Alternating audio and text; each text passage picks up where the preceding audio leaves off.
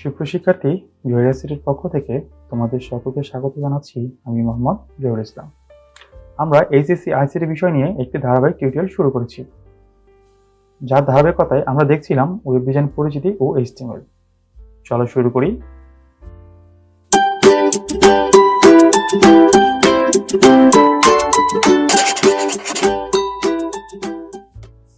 IP address. IP address কি? IP address হলো internet protocol address.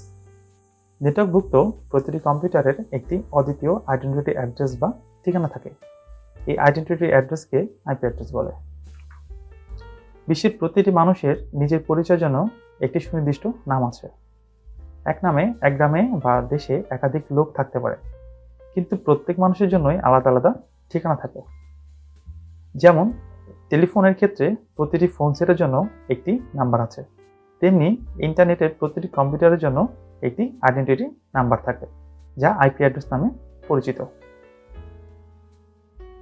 Internet protocol অ্যাড্রেসের প্রধান মূলত দুটি কাজ। একটি হচ্ছে নেটওয়ার্কের ইন্টারফেস শনাক্ত করা, দ্বিতীয়টি হচ্ছে অবস্থান খুঁজে বের করা।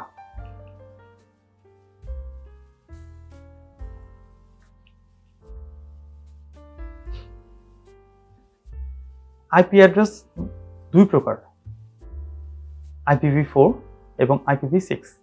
IPv4 ইন্টারনেট প্রোটোকল ভার্সন 4 এবং IPv6 internet protocol version 6। Internet protocol version 4 IPv4 এ আইপি অ্যাড্রেসকে প্রকাশের জন্য মোট 4টি অক্টেট 8টি বাইনারি বিট অর্থাৎ মোট 32টি বিট প্রয়োজন হয়। প্রতিটি অক্টেট ডট দ্বারা পৃথক করা হয়। IPv4 এ মোট 2 টু দি পাওয়ার 32 সংখ্যক অদ্বিতীয় অ্যাড্রেস পাওয়া যায়। IPv4 এর অ্যাড্রেস সাধারণত ডেসিমেল ফরম্যাটে লেখা হয়, 192.168.1.5, এবং সংখ্যাটিকে আমি যদি বাইনারিতে কনভার্ট করি তাহলে নিচের সংখ্যাগুলো আসবে। তো এক্ষেত্রে প্রত্যেকটি ডেসিমেল সংখ্যার জন্য 8টি করে বাইনারি বিটের প্রয়োজন। তাহলে যেহেতু আমাদের 4টি অংশ বা 4টি সেগমেন্ট, তাহলে এখানে মোট 32টা বিটের প্রয়োজন হয়। 192.168.11.01। তোমরা কি বলতে পারো এটা কোন ক্লাসের আইপি হবে? সবসময় আমাদেরকে এই প্রথম সেগমেন্টটা দেখেই আমাদেরকে নির্ণয় করতে হবে যে আইপিটি কোন ক্লাসের অন্তর্ভুক্ত হবে। এখন আমরা IPv4 এর ক্লাস রেঞ্জ দেখব। ক্লাস এ রেঞ্জ হচ্ছে 1.0.0.0 থেকে 126.0.0.0 পর্যন্ত। ক্লাস বি এর রেঞ্জ হচ্ছে 128.0.0.0 থেকে 191.0.0.0 পর্যন্ত। ক্লাস সি এর রেঞ্জ হচ্ছে 192.0.0.0 থেকে 223.0.0.0 পর্যন্ত। ক্লাস ডি এর রেঞ্জ হচ্ছে 224.0.0 থেকে 239.0.0.0 পর্যন্ত। এবং সর্বশেষ ক্লাস ই এর রেঞ্জ হচ্ছে 240.0.0.0 থেকে 254.0.0.0 পর্যন্ত। এখানে দেখো ক্লাস এ এর রেঞ্জ শুরু হচ্ছে 1.0.0.0 থেকে 126.0.0.0 পর্যন্ত, এবং ক্লাস বি এর রেঞ্জ শুরু হচ্ছে 128 থেকে। দেখো ক্লাস এ এবং ক্লাস বি এর মাঝখানে 127 এর রেঞ্জটি নেই। আসলে 127 এর এই রেঞ্জটি লুপব্যাক আইপি হিসেবে ব্যবহার করা হয়। লুপব্যাক আইপি কি? লুপব্যাক আইপি অ্যাড্রেস হচ্ছে আমাদের কম্পিউটারের যে নেটওয়ার্ক ইন্টারফেস কার্ড আছে সেটাকে পরীক্ষা বা যাচাই করার জন্য আমাদের 127 আইপিটি ব্যবহার করা হয়। 168.192.11.01। তোমরা কি বলতে পারো এই আইপি অ্যাড্রেসটি কোন ক্লাসের অন্তর্ভুক্ত হবে? তাহলে আমরা বলেছিলাম যে আমাদের প্রথম সেগমেন্টটা দেখে বুঝতে হবে এটা কোন নেটওয়ার্কের অন্তর্ভুক্ত। এখন আমরা রেঞ্জটা দেখব যে 168 এটা কোন ক্লাসের রেঞ্জে ছিল। আবার বলছি, ক্লাস এ রেঞ্জ ছিল 1 থেকে 126 পর্যন্ত, ক্লাস বি রেঞ্জ ছিল 128 থেকে 191 পর্যন্ত, এবং ক্লাস সি রেঞ্জ ছিল 192 থেকে 223 পর্যন্ত। তো এখানে যেহেতু 168 দেওয়া আছে, তাহলে এটা অবশ্যই ক্লাস বি রেঞ্জ হবে। আইপি অ্যাড্রেসকে দুটি অংশে বিভক্ত করা হয়। একটি হলো নেটওয়ার্ক আইডি, অপরটি হলো host ID. Network ID internet প্রোটোকলের সুনির্দিষ্ট নেটওয়ার্কটি খুঁজে বের করে। হোস্ট আইডি দিয়ে ওই নেটওয়ার্কের যন্ত্র বা কম্পিউটারকে চিহ্নিত করা হয়। একটি আইপি দেখতে পাচ্ছি 192.168.11.01।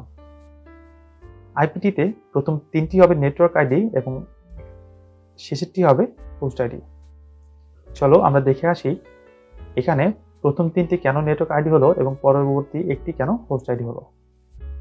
ক্লাস এ সবসময় ক্লাস এর জন্য প্রথম একটা নেটওয়ার্ক আইডি হবে এবং পরের 3টি সেগমেন্ট হবে হোস্ট আইডি। ক্লাস বি এর জন্য প্রথম 2টি সেগমেন্ট হবে নেটওয়ার্ক আইডি এবং পরবর্তী 2টি হবে হোস্ট আইডি। এবং ক্লাস সি এর জন্য প্রথম 3টি সেগমেন্ট হবে নেটওয়ার্ক আইডি এবং পরবর্তী একটি হবে হোস্ট আইডি। ক্লাস ডি সাধারণত মাল্টিকাস্টের জন্য রিজার্ভ করে দেওয়া আছে এবং ক্লাস ই এখনো রিজার্ভে আছে। পরবর্তীতে আমরা আইপি অ্যাড্রেস দেখব 34.168.11.01। আর যেহেতু এটা 34, তাহলে এটা আমরা খুব সহজে বলতে পারছি এটা হচ্ছে ক্লাস এর আইপি। যেহেতু এটা ক্লাস এ হবে, তো এখানে প্রথম একটি সেগমেন্ট হবে নেটওয়ার্ক আইডি এবং পরবর্তী 3টি হবে হোস্ট আইডি।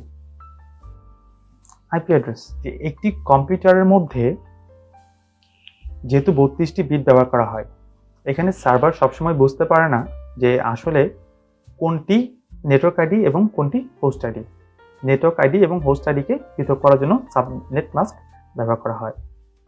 সাবনেট মাস্কের একটু সহজ টেকনিক হচ্ছে, এখানে সবসময় মনে রাখতে হবে নেটওয়ার্ক আইডি সবসময় 1 হবে এবং হোস্ট আইডি সবসময় 0 হবে।